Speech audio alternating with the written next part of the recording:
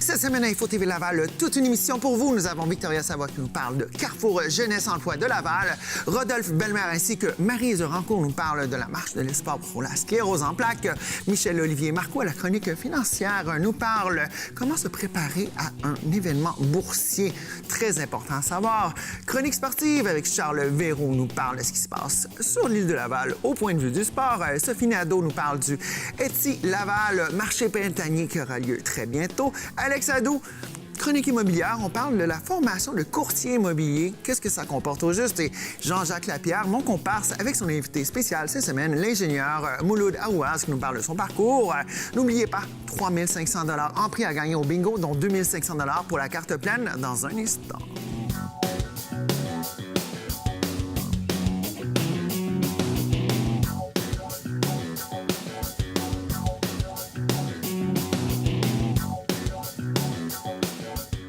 Cette semaine à Info TV Laval, on reçoit Victoria Savoie, chroniqueuse. Salut! Allô? Alors aujourd'hui, tu nous parles du Carrefour Jeunesse Emploi de Laval. Oui, exactement. Organisme qui est là depuis un certain temps. Oui, puis organisme. tu aimerais nous faire connaître leur service, puis qu'est-ce qu'ils font, au juste pour les gens qui nous regardent à la maison. C'est ça. Bien, comme les autres chroniques, là, dans le fond, je vais faire un portrait de c'est quoi le Carrefour Jeunesse Emploi de Laval.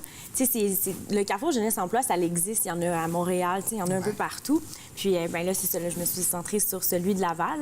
Donc, c'est un service offert pour les jeunes de 16 à 35 ans. D'accord. Puis c'est vraiment ciblé pour, justement, le retour à l'école, la carrière, une carrière future, trouver son emploi, trouver sa voie. Là. Donc, 16 à 35 ans, on comprend assez vite que c'est, oui, des gens qui finissent le secondaire puis que, hey, c'est quoi, je sais pas trop où me placer.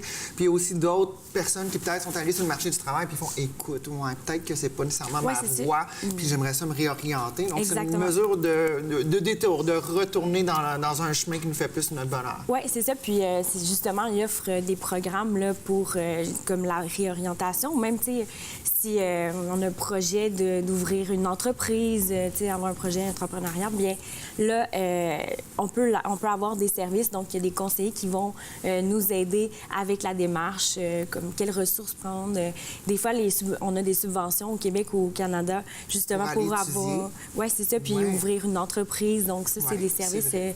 Donc, c'est pour guider, justement, la personne dans la voie qu'elle veut aller. Puis, par exemple, quelqu'un qui veut retourner aux études.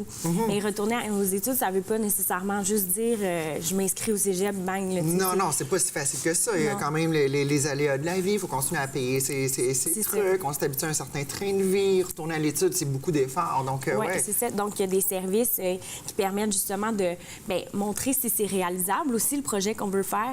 Donc, si c'est faisable, comment s'inscrire. Tu sais, des fois au cégep, on doit avoir le SRAM doit être impliqué. Oui, c'est donc, il y a un service, là, justement, pour le retour aux études. Donc, nous aider à démêler tout ça, nous aider à faire les bons choix, pas nécessairement se tromper, puis justement être capable d'y arriver. Oui, c'est ça. Puis il y a même un programme qui s'appelle Départ à neuf. Donc ça, justement, si c'est plus au niveau du décrochage scolaire ou justement quelqu'un qui est sans emploi, bien il peut s'inscrire au Départ à neuf. Puis ce programme-là, bien ça va même, je dirais, au-delà de juste l'orientation, mais ça va aussi au niveau de la psychologie. Donc, tu sais, la personne qui va te conseiller, ça peut devenir aussi un confident. C'est là que tu vas lui dire justement tes projets, tes rêves. Le coaching pour ses propres aspirations. Fait que ça va vraiment là, de qu'est-ce que tu veux faire à rédaction du CV, à pratique de l'entrevue. Ça va même aussi, dans ce programme-là, justement, des parents neufs, ce qui est intéressant, c'est qu'il y a d'autres personnes qui vivent une situation particulière comme la tienne, puis qui vont pouvoir, que vous allez pouvoir faire des activités ensemble, donc des activités de plein air, activités sportives, activités culturelles. Fait que ça aussi, ça permet d'ouvrir ses horizons parce que des fois...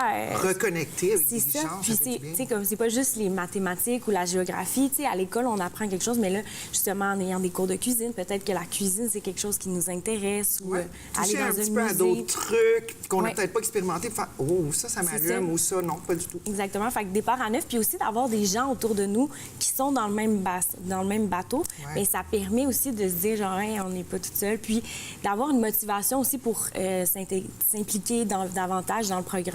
Puis d'ailleurs, dans ce programme-là, bien, tous les déplacements sont remboursés.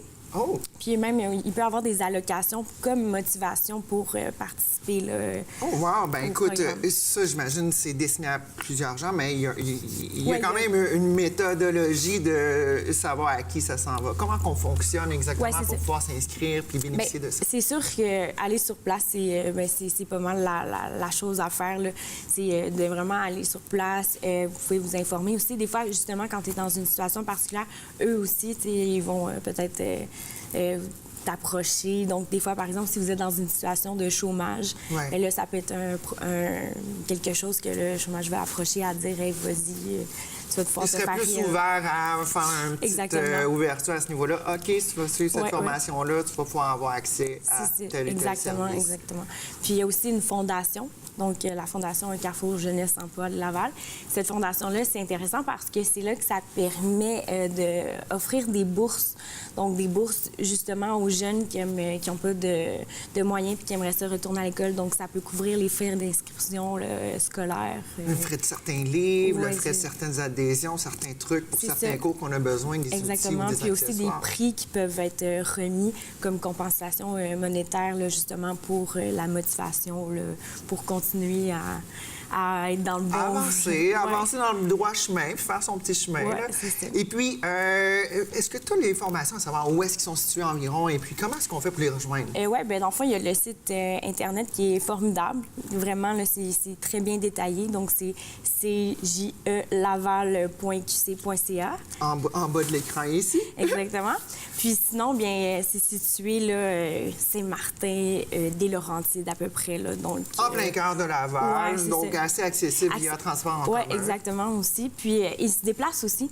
Ah. Donc, les lundis sont dans l'ouest et les jeudis sont dans l'est. Ah. Donc, ça, c'est un service qui est offert de 14h à 20h.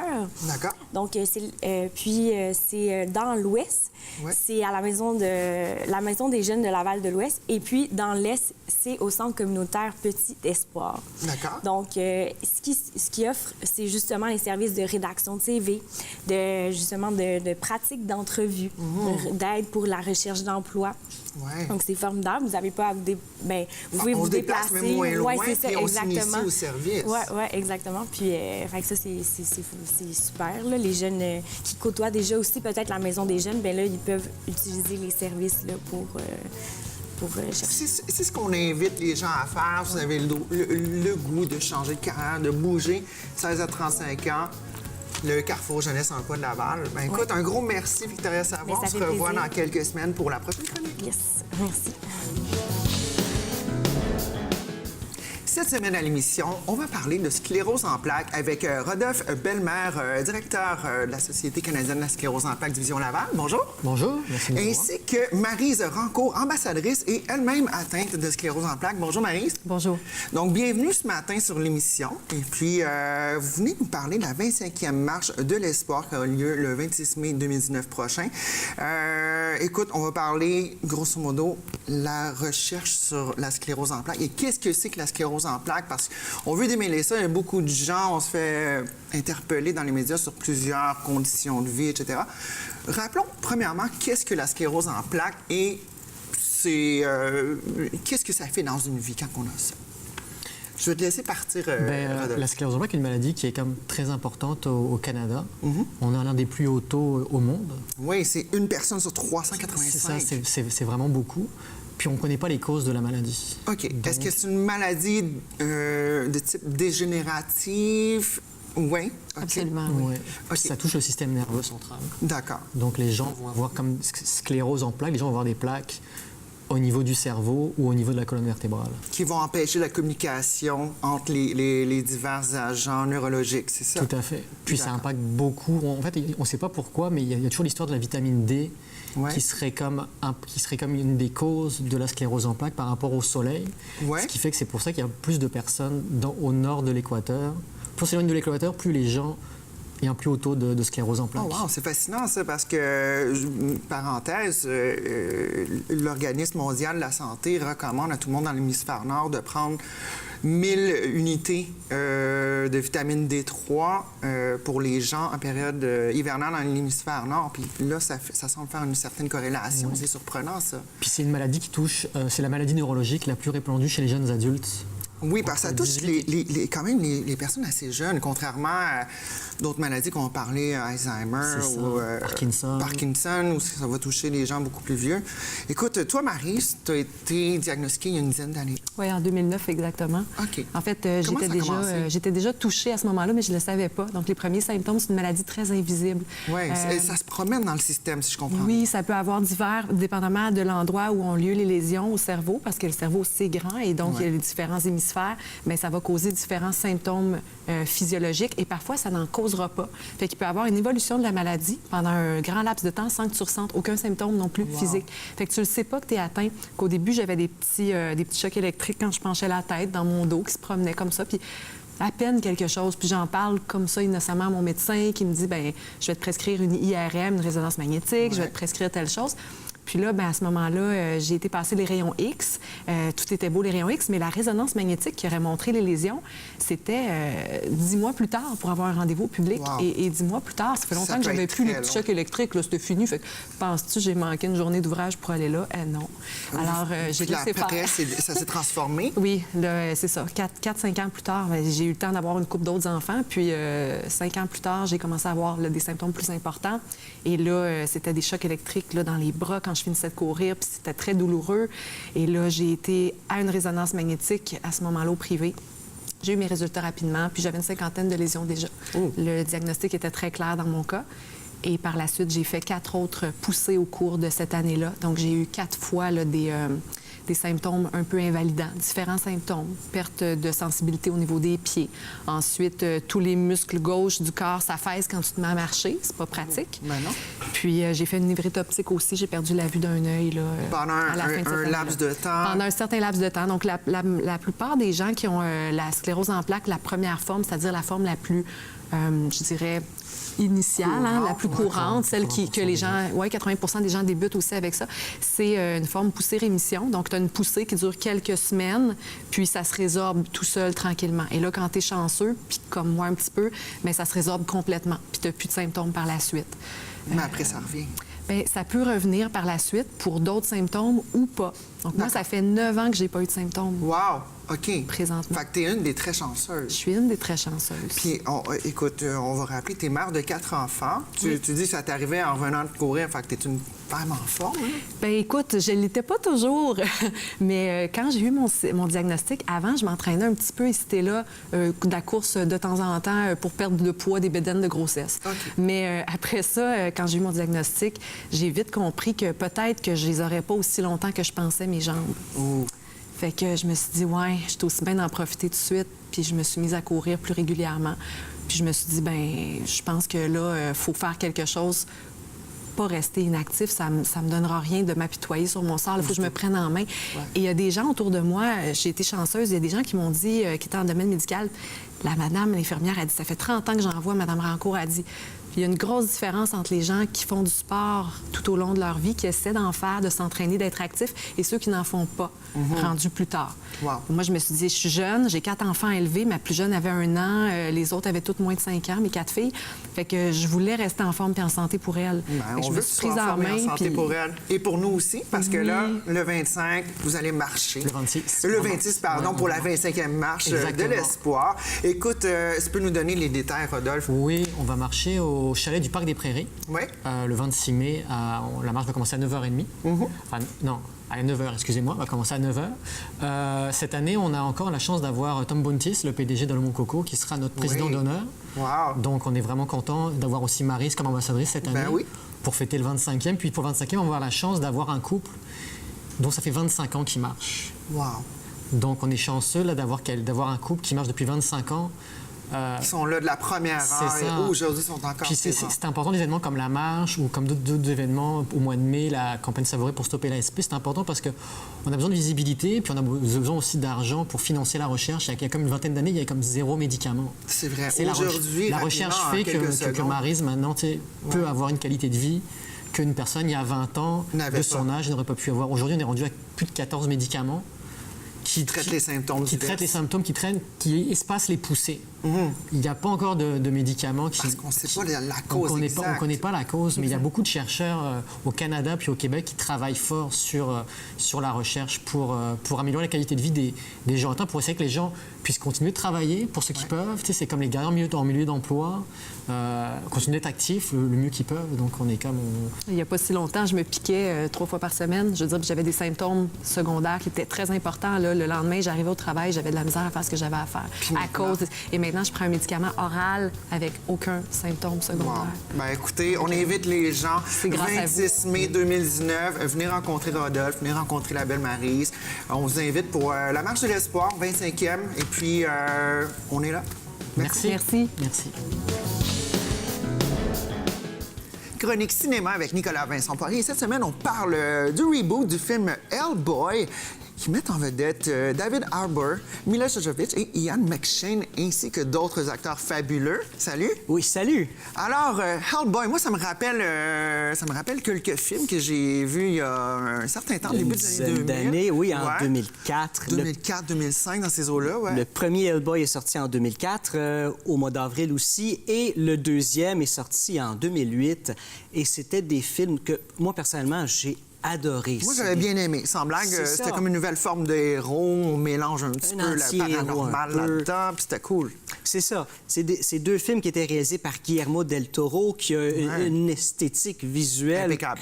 que j'adore. Le look un peu steampunk, fantastique dans Ouais. les Hellboys. Mélangé avec C'était- BD aussi, un univers très BDesque, là, qui était très Ben, cool. C'est basé Ben, sur c'est la bande oui, dessinée. évidemment. C'est basé sur la bande dessinée de Dark Horse.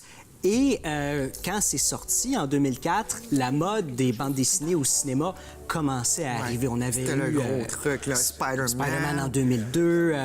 Et là, ça commençait vraiment. Et là, ce qui s'est passé, c'est que pour les deux Hellboy, le premier avait eu un budget de 66 millions. Et le deuxième, on parle à peu près 85 millions. Ça avait quand même bien C'est- fait pour l'époque. C'est des petits budgets si on Ouais. compare à ce qui se passe maintenant. Ouais. Mais le box-office a jamais été super incroyable pour Hellboy. On Non, parle ça a de- tout le temps été des locations. Moi, je l'ai tout le temps vu en dehors d'une salle de cinéma. C'était le genre de C'est film ça. qu'on download, Netflix and chill, genre de truc, là. C'est comme un, un super-héros avec un marché niche. Ouais. Et Faut être dans son sofa pour le regarder. c'est ça. Ben, tu sais, il faut savoir un peu c'est qui, parce que sinon, Ouais. on connaît pas le personnage, on n'a peut-être pas le goût. Et le film, justement, les deux films n'avaient pas fait tant d'argent que ça. Avaient rentré dans leur argent, mais sans plus. Ça a plus été par la suite. Il y a comme eu une vague de fonds qui s'est Oui. créée, puis que là, les gens sur Internet ont vraiment retrouvé un engouement pour Hellboy. Oui, parce que c'est devenu un film culte. tout à Oui, fait. les deux films. Ouais. Et là, ce qui s'est passé par la suite entre 2009 et à peu près 2016-2017, eh bien, Guillermo del Toro et Ron Perlman voulaient vraiment en faire un troisième, compléter leur trilogie de Hellboy. Ouais. Et les studios ne voulaient pas embarquer parce qu'on parle de beaucoup trop d'argent par rapport à ce que ça aurait pu leur rapporter.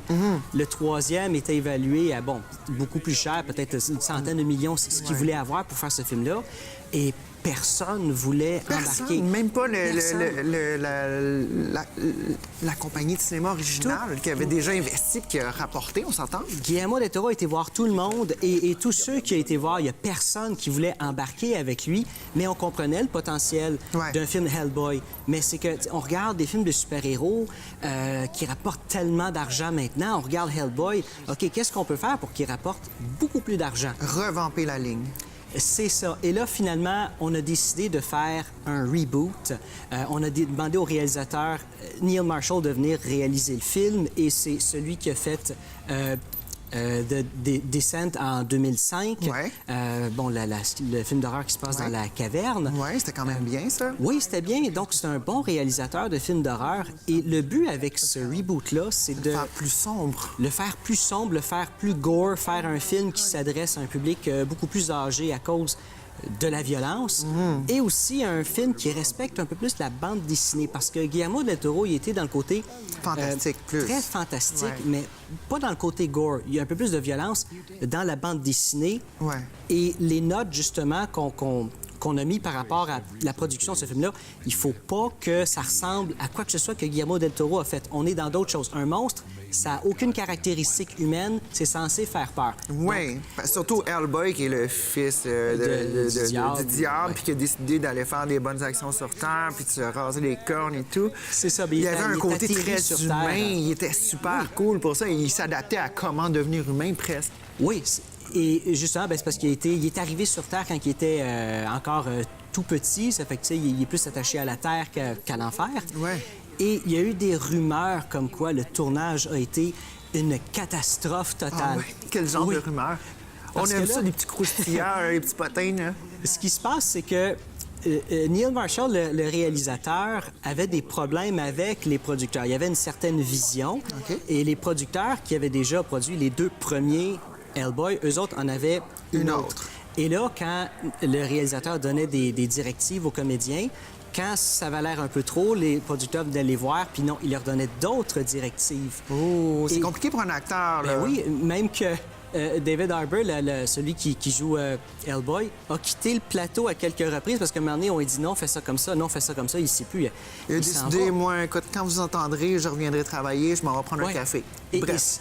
bref, et semblerait-il que, c'est des rumeurs, là, mais pour montrer à quel point que le réalisateur, c'est vraiment il n'y a pas de pouvoir sur le plateau. OK. Les producteurs auraient renvoyé son directeur photo, celui avec qui il travaille depuis tout le temps. Son bras droit. Exactement, Ouais. juste pour y montrer, regarde, c'est nous les boss. Mais bon, c'est des Ah, rumeurs. OK, c'est un power trip tout le long de la production, là. C'est ça. Et d'un autre côté, tu as David Harbour et Ian McShane, les 2 acteurs qui auraient réécrit une partie du scénario pendant le tournage. Donc, Pour adapter les 2 visions. c'est pas clair exactement pourquoi. Peut-être qu'eux comprenaient que c'était vraiment le chaos et ils ont décidé, regarde, on va essayer C'est de patcher excessivement ça. rare au cinéma que les acteurs puissent offrir une proposition, tandis ça que c'est la dépend. dissension totale, puis que là, ça revient en harmonie, c'est drôle. hein? Je te dirais que ça dépend à quel point l'acteur a du pouvoir. Un acteur comme Tom Cruise a le pouvoir de faire ce qu'il veut. S'il veut réécrire le scénario pendant le Apparemment, tournage, malheureusement c'est dans aussi. son contrat. Il peut le faire. Voilà, ouais. Mais dans ce cas-ci, c'est quand même assez drôle. Oui, c'est drôle. Tu sais, avec un budget de quand même 50 millions, ils ont été quand même prudents. Ouais. Ces 50 millions, ça représente même pas le 70 du premier film en 2004. Ouais. Et le sortir maintenant, juste avant que l'été au cinéma On tente de faire un commence, blockbuster cet C'est hiver. ça. Et ça a été, jusqu'à présent, là, c'est un flop Et toi, commercial. en tant qu'appréciation en 15 secondes? Je peux pas... C'est pas comparable à Guillermo del Toro. C'est Non. fantastique qu'est-ce qu'il a fait. Puis ça, on comprend que c'est un film qui est fait pour simplement faire de l'argent. Ben, comme tous les blockbusters, mais au moins, les 2 autres Hellboy...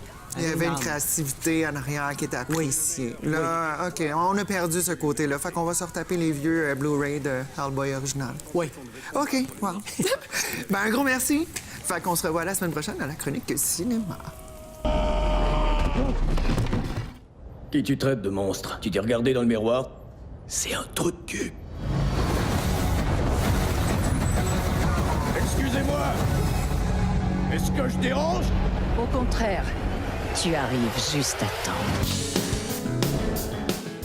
Cette semaine, à la chronique financière, avec Michel Olivier Marcoux, on va parler de comment se préparer à une crise boursière. On sait tous que c'est assez aléatoire. 2008 a été un bon exemple. Et puis, comment se préparer à ça? Premièrement, bienvenue. Bonjour, ça va bien? Ça va super, toi. Alors, comment on se prépare à une crise boursière? On achète de l'or, on s'achète des arbalètes, on se fait un bunker dans le cours. Comment ça marche? Idéalement, non. Je trouve ça important d'en parler parce que, justement, quand ça fait plusieurs années que le marché haussier va bien, on a le 2008 qui nous revient en tête, qui nous rend un oui. petit peu nerveux. Beaucoup Je de sais pas gens si y toi, ont t'es nerveuse, ça te rend nerveuse, les crises boursières, ou ça... Moins parce qu'on dirait que c'est des cycles. On Ouais, dirait que c'est tout le c'est temps ça, exactement. un cycle de 10-12 ans. Là. Bien, ça, c'est la première chose à comprendre, en fait, que des crises boursières, c'est normal. Il y en a Ouais, toujours c'est eu, cyclique. il va toujours en avoir.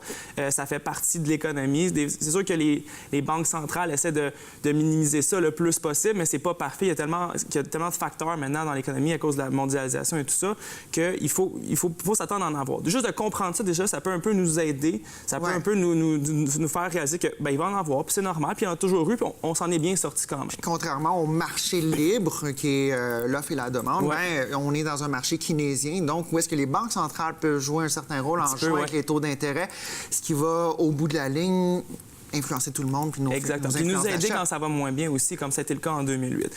J'ai entendu dernièrement une analogie que j'ai bien aimée. Il comparait un peu notre voyage financier vers notre retraite à un voyage vers l'Australie. Quand on va en Australie... C'est 24 heures d'avion, c'est long. C'est long. Dans ce voyage-là, c'est long, puis il va y avoir de la turbulence, c'est normal. Mais il faut s'attendre à ça. Par contre, arrêts. Exactement. On va se rendre pareil en Australie parce qu'on fait confiance à notre pilote qui a de l'expérience. Mais c'est la même affaire quand on investit. Il va en avoir de la turbulence dans notre parcours financier, puis notre conseiller financier, on a déjà vu d'autres. Puis il en faut de la turbulence. Il en faut de la turbulence. Ça permet de créer la volatilité qui nous aide un petit peu à faire des sous qu'on est bien investis. Des mouvements haussiers, des mouvements baissiers, mais c'est ce qui fait la dynamique. Exactement. Donc ça, c'est un petit peu une façon de comprendre, de le voir vraiment plus concrètement. C'est normal qu'il y en a. Donc la première chose à faire, c'est de préparer son portefeuille, ses investissements.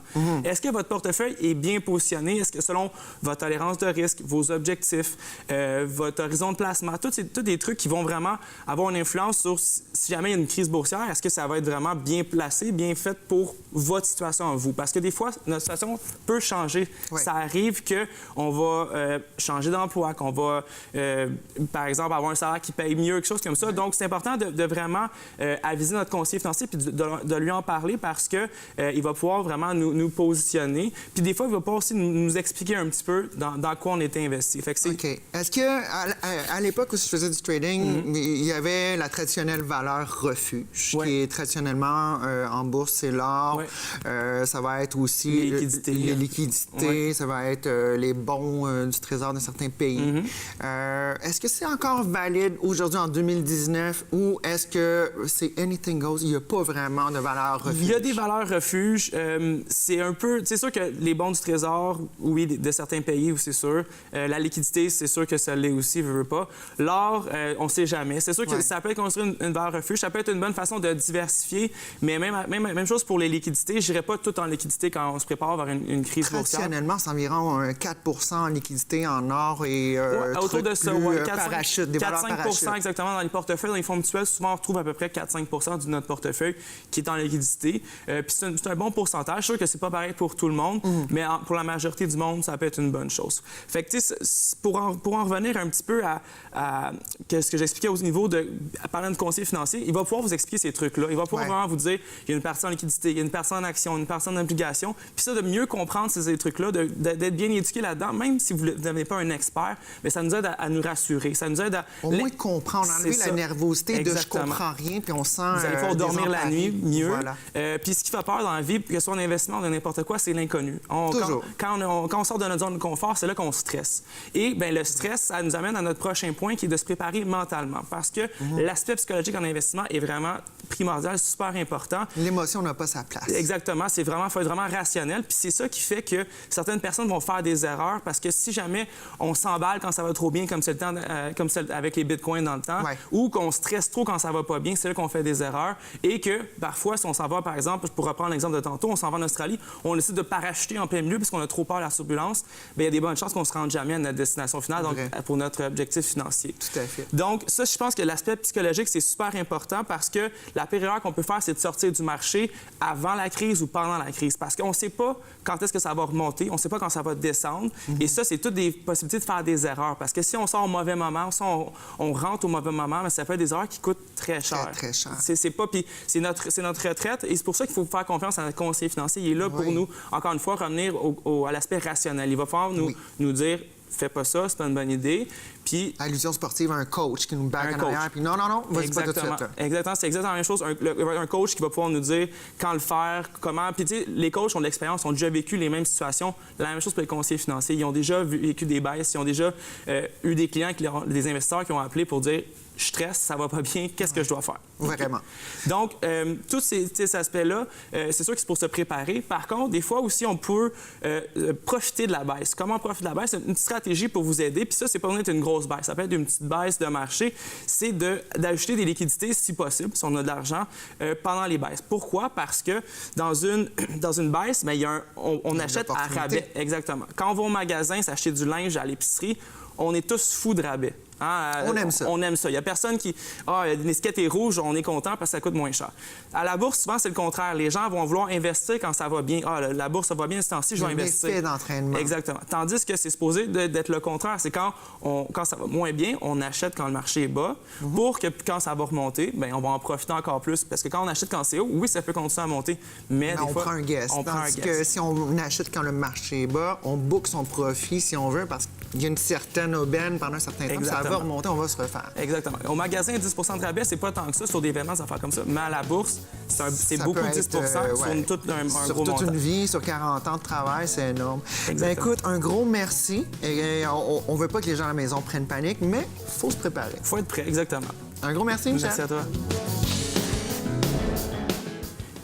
À la chronique sportive, nous accueillons Charles Véraud. Salut, Charles. Bonjour Stéphanie. Alors, qu'est-ce qui se passe dans le monde du sport à Laval ces temps-ci? Il se passe que c'était le dernier week-end dans la Ligue américaine de hockey. Le club école du Canadien de Montréal, le Rocket de Laval, a terminé, malgré une saison avec beaucoup de hauts et de bas, a terminé avec une victoire samedi dernier contre les Devils de Binghamton. Une victoire spectaculaire, remportée en prolongation, pour donner un petit peu de... Un petit peu de challenge s'en aller jouer au golf avec un petit peu de fierté, là, a gagné 4-3. Alors, ça a été une saison difficile pour la troupe de Joël Bouchard qui en était à leur deuxième saison ici, qui sont arrivés en 2017-2018. Alors, pour la deuxième saison consécutive, ne feront pas les séries éliminatoires. Alors, donc, on comprend qu'il y a eu plus de bas que de haut cette saison? Le Canadien et les Rockets cette année. Alors, Club école, lequel a influencé lequel, tu crois? Je sais pas. D'après moi, mais Marc Bergevin a un beau casse-tête cet été. Ouais, alors, c'est ça. Alors, il ne jouera pas au golf en tête reposée. Non, il va être sur le téléphone, je crois. Alors, on finit 26e, la formation du Rocket, 26e sur 31 équipes.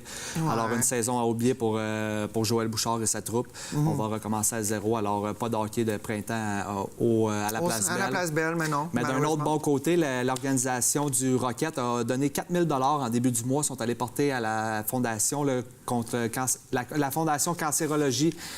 Puis ça, c'était un match... Comment ils ont ramassé le 4 000 $? C'était un match en début de saison. Le hockey contre le cancer, c'était un match pour ramasser des fonds. Alors, c'est en début du mois que Joël Bouchard et le vice-président de la Place Belle, ainsi que l'attaquant Alexandre Alain, sont allés en personne porter ici à l'hôpital Cité de la Santé. C'était leur deuxième visite en 2 ans, alors une fois par année, comme un petit peu le Canadien font à Sainte-Justine. Oui, c'est leur tradition. C'est comme la tradition. Je trouve ça bien qu'ils ramassent... Pour les rookies, mais ils font la même chose. Mais je trouve ça bien. Ici, à l'hôpital Cité de la Santé. Alors, 4 000 mais depuis la fondation, ils ont remis plus de 20 000 Alors, en 2 ans, le Rocket de Laval ont pu ramasser dans différentes causes 20 000 pour l'hôpital. Peut-être que sur la patinoire, ça se passe un petit peu moins bien, mais les fonds se ramassent. Les fonds se ramassent et les bonnes actions se font aussi. On voit ça de plus en plus dans le monde du hockey. On sait que c'est des sports qui ont l'autorité, fait que c'est facile de ramasser des fonds. Mais une organisation comme le Rocket qui redonne à leur ville. À leur ville, aux cohabitants de Laval. Oui. Puis c'est apprécié. Oui. Cool. Alors, une dernière victoire pour eux, mais la saison est terminée pour le Rocket. Prochaine saison qui recommence en septembre. Les activités vont recommencer avec l'entraînement et début octobre, les vrais matchs pour une autre saison en espérant meilleure. En l'espérant. Mais d'ici là, on va aller voir ce côté de la boxe parce qu'il y en a qui s'en laissent pas imposer. Non, on a le Lavallois là, dans notre cours, David Lemieux, l'athlète de 30 ans, là, va revenir en action le 4 mai du côté de Las Vegas. Donc, c'est un gros comeback, là? Un gros comeback. Bien, le 16 décembre dernier était pour un gros combat au Madison Square Garden, mais on se rappelle, avait eu des problèmes à la pesée. Il n'avait pas fait la pesée. Il avait même été hospitalisé. Alors, on sait que David Lemieux, des fois... Mais la boxe, c'est ça, les pesées, c'est mortel pour un corps humain. Malades, là, et David Lemieux a eu de la difficulté. Alors, le combat avait été annulé. Là, il ne savait pas s'il allait se rebattre prochainement. Finalement, c'est le 4 mai prochain en sous-carte de Canelo contre Jacob. Canelo-Jacob, ça va être c'est le gros C'est la grosse combat. Et carte. lui est en demi-finale. Fait que David Lemieux se bat quand même dans des grosses cartes. Dans les grosses ligues, là. Oui, il va affronter John the Gorilla Rider à une fiche de 27. The Gorilla Ouais, Rider. ben, les Il est boxeurs... planté, quoi. Je sais pas, je le connais pas personnellement, ça doit être. Mais David Lemieux, là, c'est un bon boxeur, une force de frappe incroyable, une fiche de 40 victoires, 4 défaites, en 34 KO sur 40 victoires. Wow. Alors, c'est un cogneur puissant. OK. Cependant, ce sera son premier combat. Il monte de catégorie. Il ira dans les super moyens. Là, il était dans les poids moyens. Tu te demandes un peu c'est quoi? Oui, il est Poids passé, moyen. c'est très léger, hein, la Poids différence. moyen, c'est entre 154 et 161 livres. Alors, à la balance, quand tu arrives, la veille, ils vont faire la pesée officielle. Il faut qu'il embarque sur la balance. Mais là, il s'en va dans les poids super moyens. Alors, il va monter de 161 à 168 livres. D'accord. Alors, ça va lui donner une meilleure marche. Peut-être pour ça, à New York, il y avait eu de la difficulté, là, parce qu'il fallait que sa coupe soit vraiment 154 à 161 livres. C'est des gars qui pèsent généralement 180, 185 dans la vie de tous les jours. Il va embarquer dans le ring à ça. Mais la veille, il faut qu'il droppe le poids. Oui, c'est ça, les boxeurs. Pour après ça, la stratégie, essayer de le reprendre le plus rapidement possible pour avoir une la meilleure force pesée, de là, frappe. c'est les bouteilles d'eau, puis ils rattrapent le poids. Ils vont jamais embarquer dans le ring à ce poids-là, mais Non. ça, c'est les catégories. C'est la pesée officielle. Donc, La pesée on joue officielle, avec ouais. la marge du système. Là. Fait qu'on souhaite bonne chance à David Lemieux, 30 Ouais, ans. tout à fait. Il était un ancien champion IBF là, en 2014. Fait que ça fait quand même quelques années qu'il veut retrouver une ceinture. Là. Ça avait battu. Qu'est-ce que j'aime de David Lemieux, c'est qu'il recule devant personne. Il avait affronté Golovkin au Madison Square Garden. Il avait justement perdu sa ceinture contre lui en 2015, si je me rappelle bien, là, au Madison Square Garden. Et Golovkin, c'est considéré comme le meilleur. Un Un des meilleurs. Puis, tu sais, il avait mangé quand même une bonne volée. Là, on Une va bonne s'entendre. raclée, Mais, tu sais, là. David Lemieux recule devant jamais rien. Fait qu'on lui souhaite la bonne chance. Ça serait un combat pour peut-être un futur combat de championnat du monde et revenir dans les grandes On veut voir classes de la boxe. nos valeureux Lavallois Ouais. gagner, surtout au Ouais, Madison Square s'entraîne ici Garden. au Charbatov. Pas vrai? Oui, habite à Laval, s'entraîne au Charbatov, alors, et un Lavallois. Alors, Puis s'en va combattre à Las Vegas, ouais, on sait avec que- les champions. On sait que Las Vegas, c'est une... C'est la mecque de la boxe. c'est la ville, la capitale du combat. Fait que, Ben lui écoute, souhaite bonne chance. mot de Cambronne. Mot de Cambronne, chum. Oui. All right. Et on s'en va du côté en plongeon, tiens. En plongeon, on va aller à l'ami de cœur de David Lemieux, Jennifer Abel. Là, On fait des liens, des On potins. fait des liens, deux Lavallois qui... Deux athlètes. Hein? Deux athlètes. Ah, voilà. Abel et Benfito étaient à Calgary le week-end dernier pour des championnats mondiaux à Calgary de plongeon. Remporté l'or aux 5 mètres et l'or et l'argent, respectivement, encore en synchro. Alors, c'est deux plongeuses. Jennifer Abel qui vient de Laval. Là. Et ça, c'est un tremplin pour les championnats du mondiaux qui s'en viennent à Montréal. Il est à Calgary fin de semaine passée. S'en viennent à Montréal d'ici la fin du mois. Et début du mois de mai, ça va être les qualifications vont commencer là, pour les prochains Jeux olympiques. Wow. Ça va vite, hein? Qui se dérouleront à Tokyo en 2020. Alors, Jennifer Abel et Megan Benfito qui seront probablement des Jeux olympiques, des athlètes olympiques. Lâchez pas les girls, on vous Alors, apprécie. Les Lavallois sont derrière vous. On est à peu près 300 000 sur l'île de Laval. Fait que tout de suite, 300 000, mais Laval, une petite île, mais qui a beaucoup d'athlètes professionnels Et dans voilà. Laval et qui demeurent toujours à Laval. C'est ça qui est comme David Lemieux et s'entraîne à Laval. Et voilà. Oui. Laval, le centre du monde sportif. Oui. Un gros merci, Charles Merci, Véron. Stéphanie. Et puis, on se revoit la semaine Dans 2 prochaine. semaines. Merci. Dans 2 semaines? Oui, Dans 2 semaines. Bye. Cette semaine, on accueille Sophie Nadeau de chez Etsy Laval. Salut. Salut!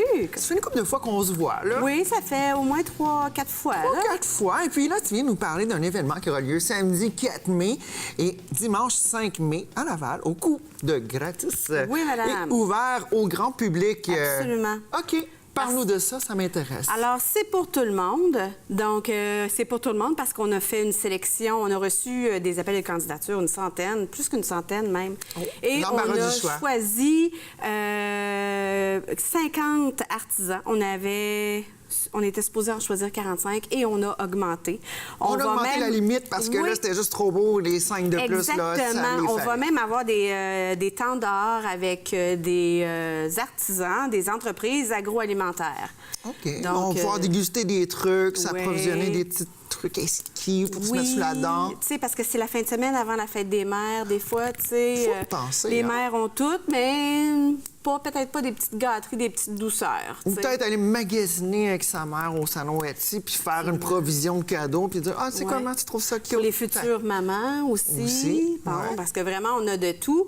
On a des artisans qui font de l'éco-responsable, des bijoux, des accessoires mode, art et Ben là, tu nous en as illustration, apporté déco. plusieurs Oui, exemples. j'en ai apporté beaucoup. Donc là, on tourne autour des thèmes principaux, les accessoires mode, les produits de beauté, les accessoires pour enfants. Écoute, ça, c'est tout le temps le fun. Puis surtout des trucs exclusifs qu'on veut pas nécessairement aller chercher dans un magasin grande surface pour un cadeau. C'est tout le temps, je sais pas, c'est tout le temps un petit peu mieux choisi. Et les entreprises, souvent pour nos marchés, vont sortir des nouvelles collections.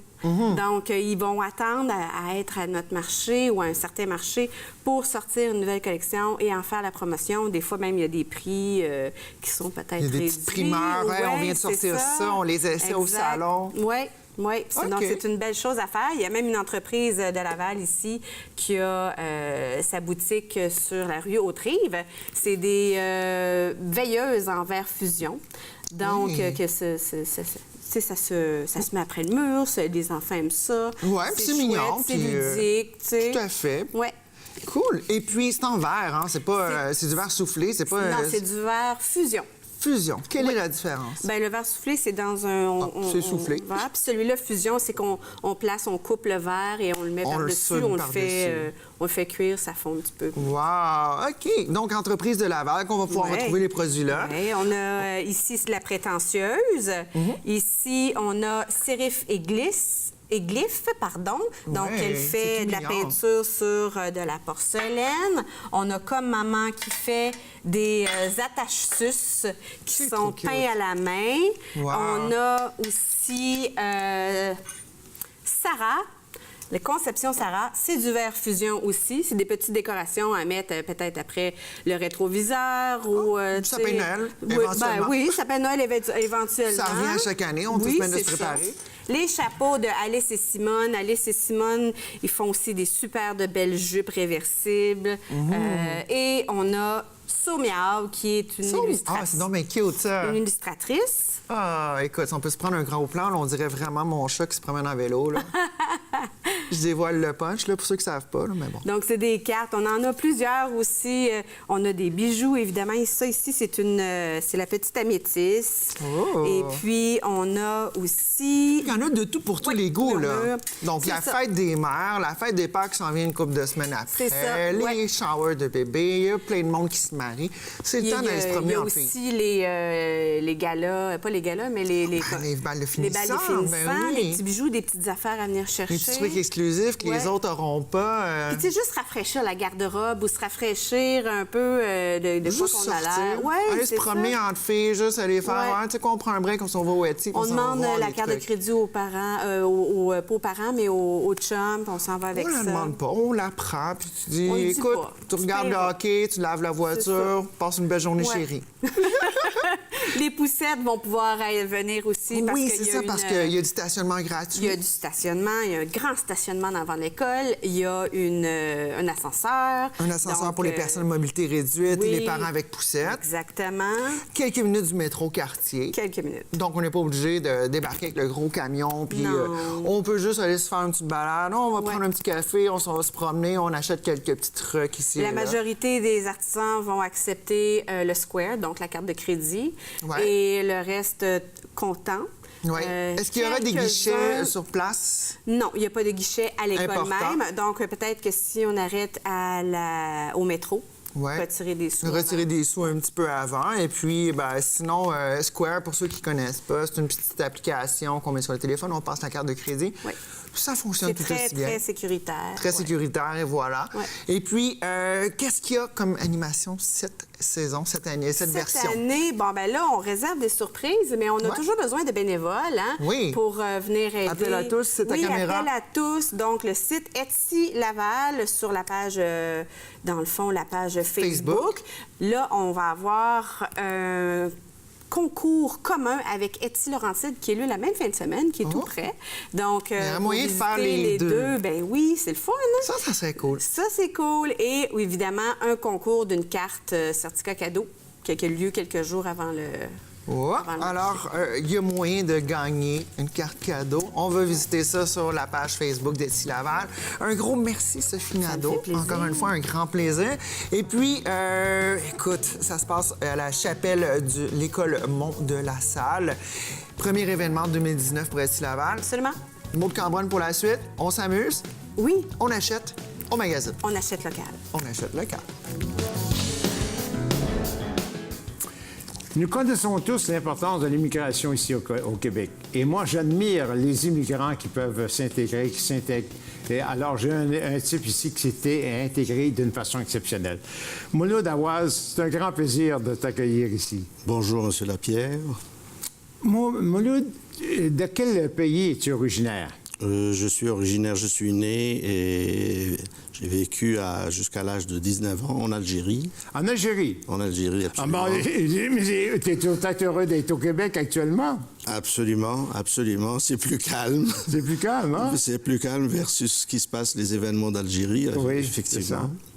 Alors, l'arrivée ici au Québec, c'est en l'an 2000, je crois. C'est ça, le 22 mars. Le 22 mars? 22 mars. L'hiver n'était pas terminé encore. On est arrivé, on avait vu le gazon vert, et puis une semaine après, on a eu une première tempête qui n'a pas duré longtemps. Qui n'a pas duré longtemps. Ouais, c'est ça. Et puis la neige a fondu une semaine après, quoi. Lorsqu'on arrive, un immigrant qui arrive ici au pays, quelles sont les grosses difficultés au départ? C'est d'avoir ses repères, d'avoir les repères, parce qu'effectivement, on change de pays, on change de culture, on change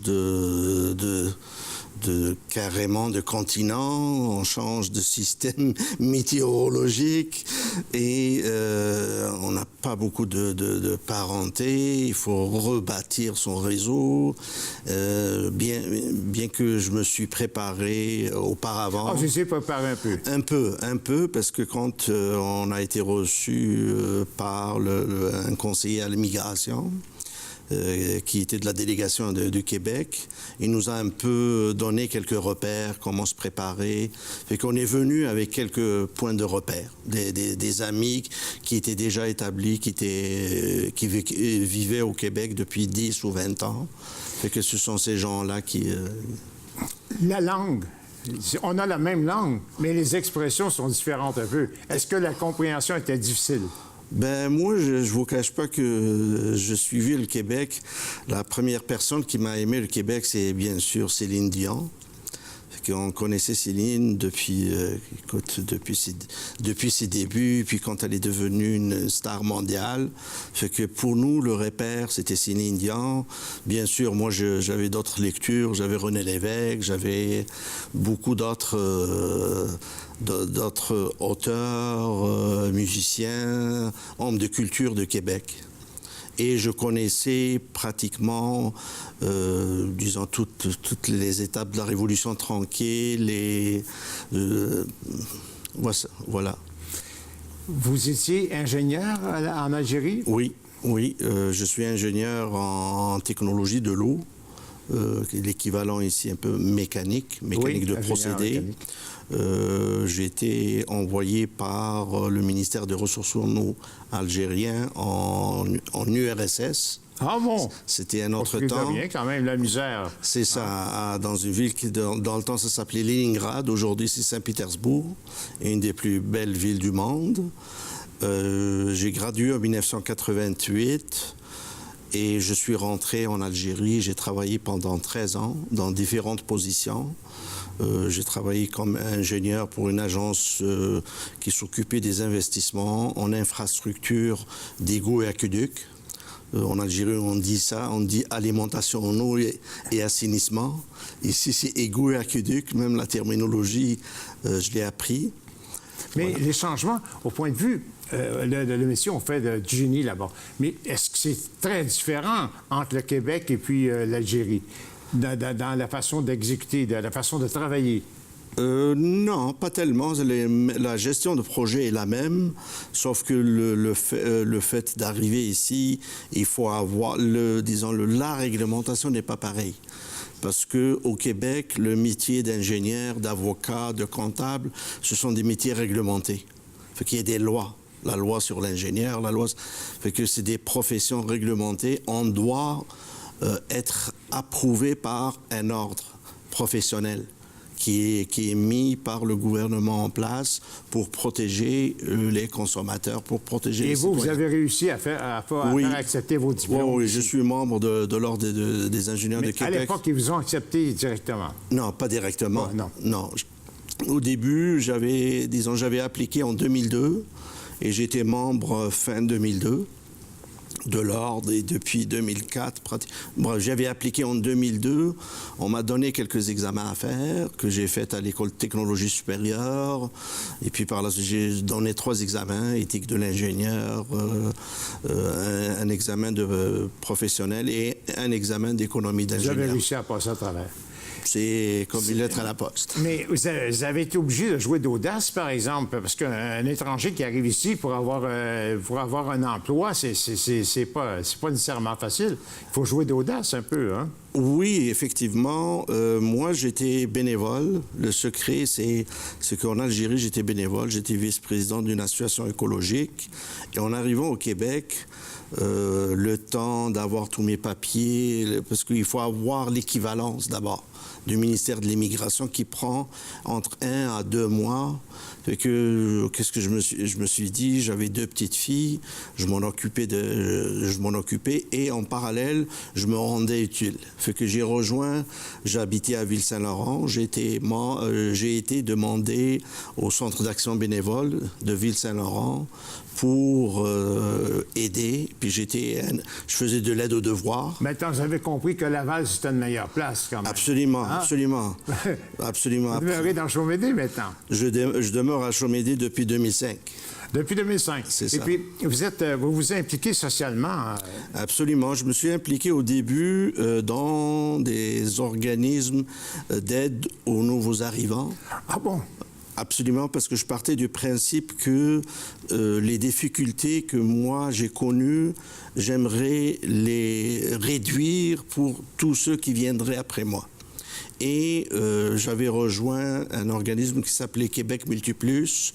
C'est un organisme qui valorisait la plus-value des nouveaux arrivants. Parce qu'on est...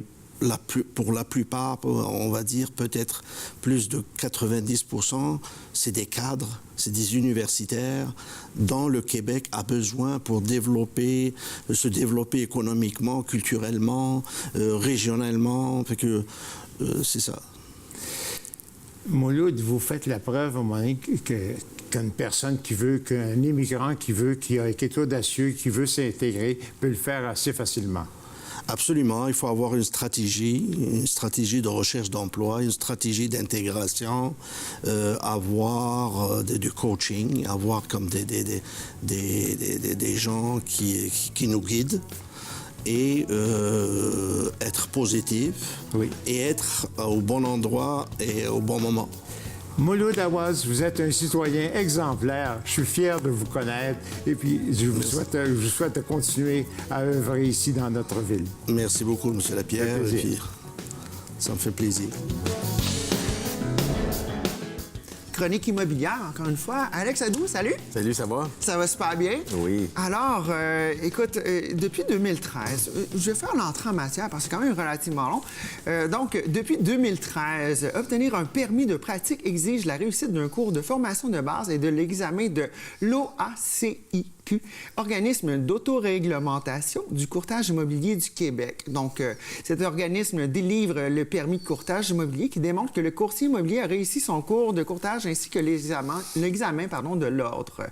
Donc, c'est une règle qui est relativement récente parce qu'avant, on pouvait être simplement agent d'immeuble. C'est bien ça. Travailler pour une bannière sans nécessairement avoir la certification de courtier. C'est bien ça, effectivement. Avant, nos anciennes fonctions étaient agents immobiliers.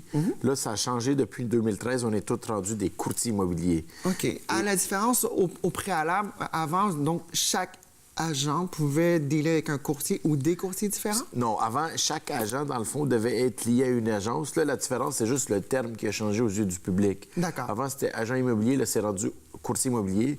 La différence qui a changé avant et maintenant, c'est en ce moment, c'est un organisme d'autoréglementation. Autoréglementation. D'autoréglementation. Avant, c'était comme une association. OK. Donc là, c'est plus rigide. C'est plus rigide, puis je vous dirais, c'est plus pour la protection du public en ce moment-là. D'accord. Et puis, concrètement, là, dans la vie de tous les jours, la différence entre être simple agent ou courtier dans ton travail à tous les jours? Personnellement, dans mon travail, il n'y a rien qui change. C'est juste la dénomination, le nom. D'accord. C'est la même fonction, il n'y a rien qui a changé, c'est juste le nom, agent et courtier immobilier. OK. Donc, au niveau des législations, tu n'as pas des tenues ou aboutissants de plus ou certaines responsabilités de moins ou de plus Non, c'est ça. Il n'y a pas de responsabilité de plus ou de moins. C'est sûr qu'il y a une couple de règlements, oui, qui ont changé, mais pour les courtiers immobiliers, pour l'encadrement de la profession. Donc, pour simplement s'assurer qu'on n'a pas le phénomène, excusez l'anglicisme, des fly-by-night. Oui, il y en c'est avait bien beaucoup, ça. je pense, C'est bien pendant une ça. certaine période. Effectivement. C'était quoi juste ce qui se passait? Ils se prenaient des licences, mais ils prenaient des maisons, les contrats ici une fois Mais c'est de pas temps ça, en temps. c'est plus du monde, je vous dirais, qui faisait pas partie de l'association des courtiers avant, puis qui essayait de faire du courtage immobilier. OK. C'est plus ça qui se passait, puis que c'est là qu'on arrivait à une conclusion que monsieur, madame, tout le monde ne peut pas arriver puis faire du courtage immobilier puis envoyer sa facture chez le notaire, puis il n'y a même pas courtier immobilier ou agent immobilier, là. OK. Donc, c'est vraiment... On a resserré... On a resserré les règles l'accès, d'encadrement de la profession. du métier puis de la profession. Parfait. Et puis, les candidats choisissent en 2 orientations, une spécialisée en courtier immobilier ou hypothécaire, ainsi que l'autre dirigée vers la pratique de la profession en tant que dirigeant d'agence aux travailleurs autonomes. C'est bien ça. Toi, qu'est-ce que tu as choisi? Moi, j'ai choisi d'être courtier immobilier simplement, qui est lié à une agence immobilière. Donc, dans ce cas-ci, donc Remax 2001. 2001, c'est bien ça. C'est l'agence avec laquelle je suis lié, effectivement. C'est sûr qu'il y aurait une autre branche. J'aurais pu, je vous donne un exemple, il y a 11 ans, être courtier hypothécaire, mais je ne pourrais pas faire du courtage immobilier, vendre et faire des ça serait achats. un conflit d'intérêt dans ce cas-là. Ça serait un conflit d'intérêt, c'est vraiment un ou l'autre. On ne peut pas se dire, je vais faire les 2 formations pour assurer les 2. Tu pourrais, mais tu es en conflit d'intérêt. Voilà. Tu pourrais, oui. Donc, il y a un choix à faire. C'est ça, il y a un choix à faire, effectivement. Tu ne peux pas arriver pour faire du prêt puis vendre des maisons aussi en même temps, là. Ça serait, ça serait un petit peu louche. Là. C'est bien ça. Ça me fait penser à un certain personnage dans les Simpsons un peu douteux. OK. Et puis, pour ceux qui s'aventurent, qui aimeraient devenir courtier immobilier comme toi, avant de choisir un collège, cégep et le programme qui vous convient, il faut s'assurer évidemment que le programme est approuvé par l'OACIQ. C'est bien ça, effectivement. Parce que sinon, c'est peine perdue. C'est ça, parce que si vous allez sur le site de l'OACIQ, vous avez une liste d'écoles qui sont approuvées par eux. C'est ça qui est important, c'est de voir dans le fond sur leur site quelle école qui serait approuvée. Mais la plupart, ils sont, là, je vous dirais. Oui, bien, c'est quand même assez implanté parce que depuis 2013, il y a quand même 7 ans qui sont passés presque. Et puis, la plupart des formations occupent une période d'environ 1 an. Le diplôme de courtier immobilier est de type AEC, donc attestation d'études collégiales. C'est bien ça. OK. Et puis, c'est un travail qui touche à de nombreux aspects. Je vais te nommer des mots, puis donne-moi ce que ça te fait penser dans ton day-to-day. Marketing et entrepreneuriat. Marketing, je vous dirais, c'est super important de se promote. Excusez-moi l'anglicisme. Se promouvoir, comme quoi que vous pouvez montrer vos propriétés, montrer vos services. OK. Conseil de vente légaux et analyse de documents légaux. Analyse de documents légaux et les offres d'achat, évidemment. Quand vous représentez un vendeur, vous recevez plusieurs promesses d'achat en même temps. Comment dealer avec ça? Qui est sérieux? Qui est sérieux? C'est quoi les conditions de l'offre numéro 1? C'est quoi le prix de l'offre numéro 2? L'offre numéro 3 peut-elle attendre après l'offre numéro 1? Donc, prioriser. Puis ici, si je te parle de gestion du stress pour l'achat d'une première maison... Effectivement. T'es comme un petit peu le barman. Oui, certainement. Super important, ce petit point-là. Quand un acheteur est nerveux, s'il décide de vous appeler à 9h30 du soir, ça peut arriver assez régulièrement. Il faut être compréhensif, puis ça peut arriver assez régulièrement. Là. Un premier acheteur ou un monsieur qui veut vendre sa maison, ça fait 25 ans qu'il habite à la même place puis qui n'a jamais passé par le processus. Donc, il faut avoir une écoute empathique. Effectivement. Disons qu'il faut très, très bien écouter les clients. OK. Et puis, si j'y vais, en ce sens, le courtier doit entretenir des connaissances en économie. Effectivement. C'est sûr qu'il faut connaître la conjoncture économique. Les taux d'intérêt, vont-tu monter, vont-tu baisser? Qu'est-ce que vous me conseillez? Il faut guider de surface, le vendeur ou l'acheteur lors de son achat, parce que ce qui est quand même important. Tout en étant conscient de la lame de fond, de tout ce qui se passe dans l'arrière des cars. Et puis, il est son propre patron. Il décide de ses horaires de travail, son sens de l'organisation doit s'en refléter. Donc, effectivement, il faut être super organisé. Puis il ne faut pas se lever à 1h de l'après-midi, je vous dirais, puis commencer à travailler, parce que ça peut être pas trop productif. Oui, c'est vrai. Ben écoute, un gros merci à Alex Hadou de chez Remax 2001. Donc, on se revoit à la prochaine chronique. Merci à toi. À la prochaine. C'est ce qui complète l'émission pour cette semaine. Revenez-nous la semaine prochaine. Très heureux parce que le printemps est de retour. Ah oui, profitez de cette belle chaleur qui nous tombe dessus. Mon nom est Stéphanie Léveillé-Denis. D'ici la prochaine émission, n'oubliez pas, dans quelques instants, 3 500 $ de lot à gagner, dont 2 500 $ pour la carte pleine à Bingo TV Laval. Allez sur tvrl.ca ou Facebook TV Laval 9 pour la liste des détaillants. D'ici là, passez une excellente semaine.